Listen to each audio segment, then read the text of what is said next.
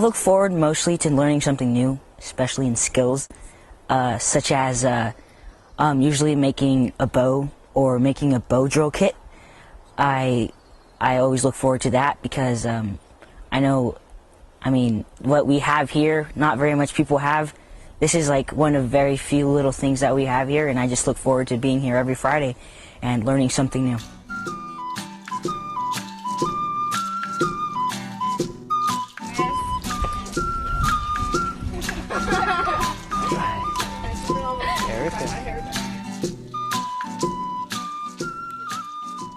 If you were to come and experience one of these classes, you would see that it's very wide in its scope.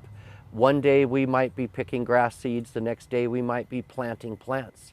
One day we might be tracking animals, or we might be studying the water. All of these things pay off in the long run when a higher understanding of the world we live in is achieved by these young students, because they are the future.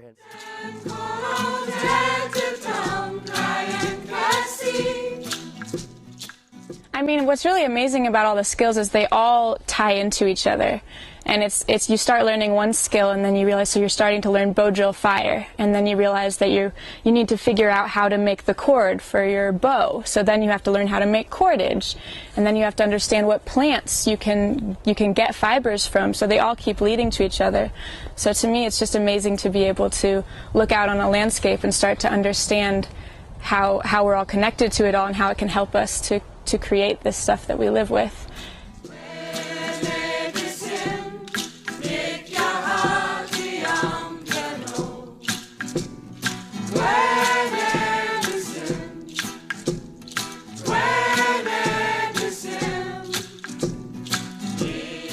It was they, all of a sudden, instead of me teaching them about nature, they're sitting and observing it.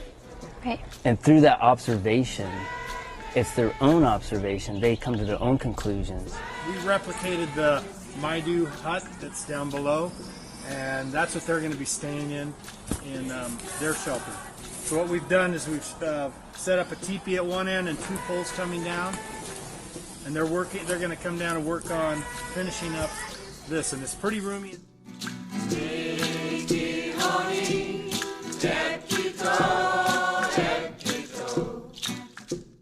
Crawl in, let's see how many we can fit.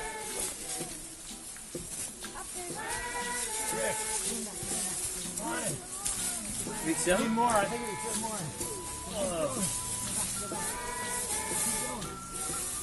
You got room for one more? We got room for one more, man. Whoa, yeah, this is cool. Anybody else? Aside from that, much of my daily life consists of just practicing these skills because I love them so much.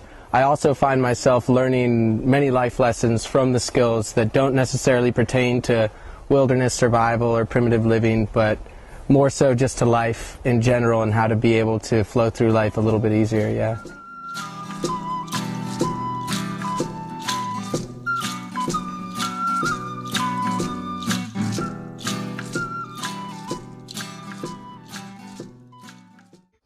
You know, getting them out in nature with Mother Nature is a unique experience for them. I mean, she teaches so much when you place kids out in the wilderness, and like in their sit spot when they're by themselves, sometimes it's the only time they get to hang out with themselves. A sit spot is where you go into the woods and you find a place that you just think is a place you want to sit and be. It could be an hour, it could be 2 hours. And you just sit down and you try to commune with nature. You close your eyes, you use your other senses, you know, taste, the sensing when something's near. And it improves your skills, I think, more than building a shelter or making a bow and arrow. Because if you really do that a lot, you'll be so intact with nature that you won't need to build a shelter or a fire.